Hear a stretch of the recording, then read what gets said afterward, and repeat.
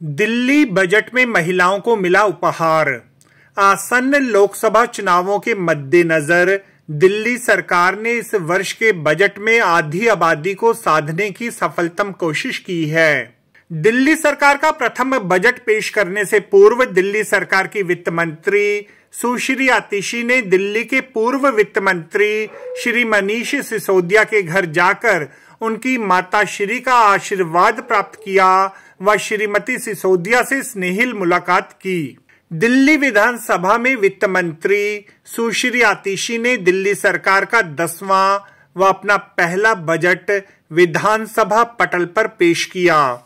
विधानसभा पटल पर बजट पेश करते हुए वित्त मंत्री सुश्री आतिशी ने महिलाओं के लिए विशेष सौगात पेश करते हुए अपनी प्रसन्नता व्यक्त की। बजट पेश करने के दौरान विशेष रूप से मुख्यमंत्री महिला सम्मान योजना का ऐलान किया गया।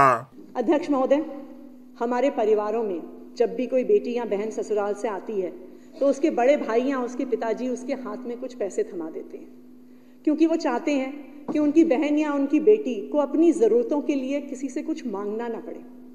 और आज दिल्ली के मुख्यमंत्री अरविंद केजरीवाल जी एक बड़े बेटे का फर्ज निभाते हुए 2024-25 में एक नई क्रांतिकारी योजना लेकर आ रही हैं। ये शायद 2024-25 के बजट का सबसे बड़ा कदम है।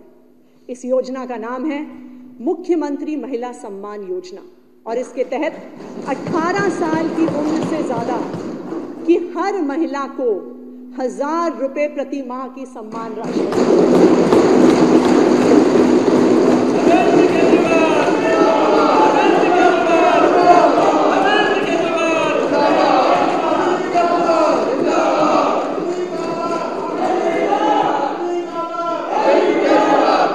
दिल्ली सरकार की अधिकांश महिलाएं व जनप्रतिनिधि दिल्ली सरकार की इस घोषणा को मात्र चुनावी शगुफा ही करार दे रही हैं। दिल्ली सरकार ने आज बजट पेश किया, उसमें 18 साल से अधिक उम्र की महिलाओं को 1000 रुपए देने की घोषणा की है। एक तरफ 2018 से वृद्धावस्था पेंशन आरंभ नहीं हुई, ऐसे राजनीति मानते हैं आज की घोषणा को आप?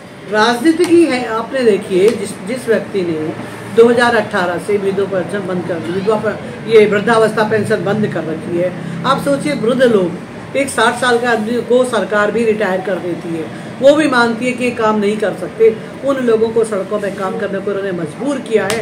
और वो माताएं जिनकी बेटियां घर पे आती हैं, उनको कुछ देने को मन करता है, उन्हें कुछ खिलाने को मन करता है, फिर माताएं कुछ नहीं कर सकती। माताओं की खुद की अपनी प्रॉब्लम है, किसी को डायबिटीज है, किसी को कोई और बीमारी है, किसी को बीपी है। आजकल आपने देखा होगा किडनी की प्रॉब्लम बहुत ज्यादा है, लोगों के पास दवाइयों के लिए पैसे नहीं है। बच्चे हैं, आजकल न्यूक्लियर फैमिली हो गई है, बच्चे अपने अपने सेट हो गए हैं, तो माँ बापों के लिए कितना परेशान है। और जहाँ बात कर रहे हैं 1000 रुपये महीना 18 साल से बड़ी लड़कियों को देंगे, इनसे पूछिए आपने पंजाब में कितने लोगों को दिया। ये चुनावी शगुफा इन्होंने तब भी खोला था।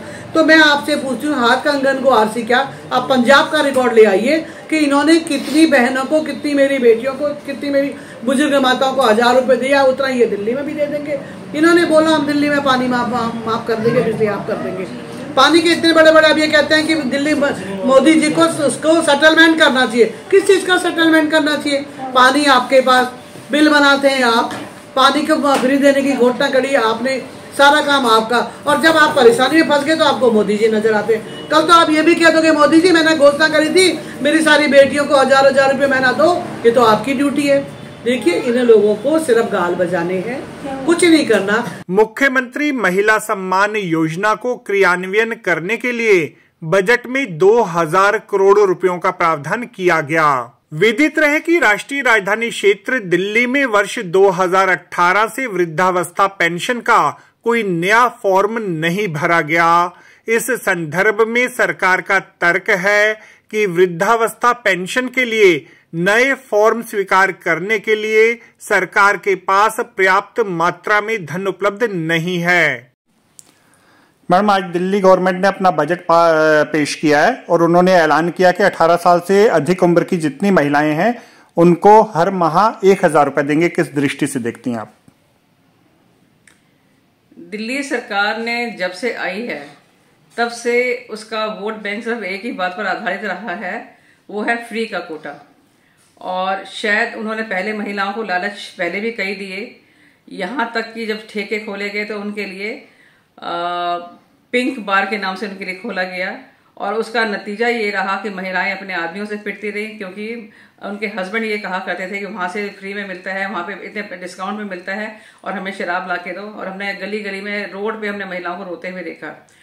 अब ये जो कहा गया 1000 रुपया, जहाँ तक मेरा ख्याल है ये 1000 रुपये 18 साल से ऊपर महिलाओं को देने की बजाय उनके लिए कोई ऐसी संस्था खोली जाती, कोई ऐसा इंस्टीट्यूट वगैरह खोला जाता जहाँ पे उन्हें कुछ प्रशिक्षण दिया जाता, जिससे कि वो अपना गुजर बसर करने में सक्षम होते, तो शायद उसका ज्यादा फायदा होता। ये 1000 रुपये का लालच सिर्फ आदमी को आलसी बनाता है, उसको बेकार कर देता है। तो ये लालच कभी नहीं मिलनी चाहिए। जिस भी देश में ऐसा होता है उस देश का हमेशा बेड़ा गर्क ही हुआ है, सत्यानाश ही हुआ है। ऐसी स्थिति में यह प्रश्न उठना लाजमी है कि दिल्ली की प्रत्येक वयस्क महिला को किस मद से पैसा निकालकर दिल्ली सरकार इन महिलाओं को प्रति माह 1000 रुपया उपलब्ध करवाएगी। तो ये देखिए कि चुनाव से पहले जो झूठी बातों का पुलिंदा खोलते हैं वही खुला है। अगर इन्हें नारी के बारे में, नारी का सच में नारी की वो करनी है तो सबसे पहले आप देखिए कि वृद्ध पेंशन इन्होंने बंद की हुई है और नहीं तो अभी लगा ही नहीं रहे बुजुर्गों के लिए। उसके बाद इन्होंने राशन कार्ड, कितने साल हो गए राशन कार्ड ही नहीं बना रहे हैं ये लोग। राशन कार्ड से क्या इन सब चीज़ों से सेवा नहीं होगी? क्या 1000 रुपये देके सब कुछ कर लेंगे? तो ये तो मेरी तो समझ के बाहर है। मुख्यमंत्री महिला सम्मान योजना के आरंभ करने से क्या दिल्ली के मुख्यमंत्री श्री अरविंद केजरीवाल सही अर्थों में जनता के सुपुत्र, बहनों के भाई व भांजियों के मामा बन पाएंगे? लोकसभा चुनावों में राष्ट्रीय राजधानी क्षेत्र दिल्ली की जनता दिल्ली के मुख्यमंत्री श्री अरविंद केजरीवाल को इसका जवाब निश्चित तौर पर प्रदान करेगी। आपको हमारी यह रिपोर्ट कैसी लगी जरूर कमेंट करें। इस वीडियो को लाइक करें। हमारे चैनल दास्ताने इंद्रप्रस्थ को सब्सक्राइब करें ताकि हमारी सभी आगामी रिपोर्ट्स सबसे पहले आप तक पहुंच सकें। ब्यूरो रिपोर्ट दास्ताने इंद्रप्रस्थ।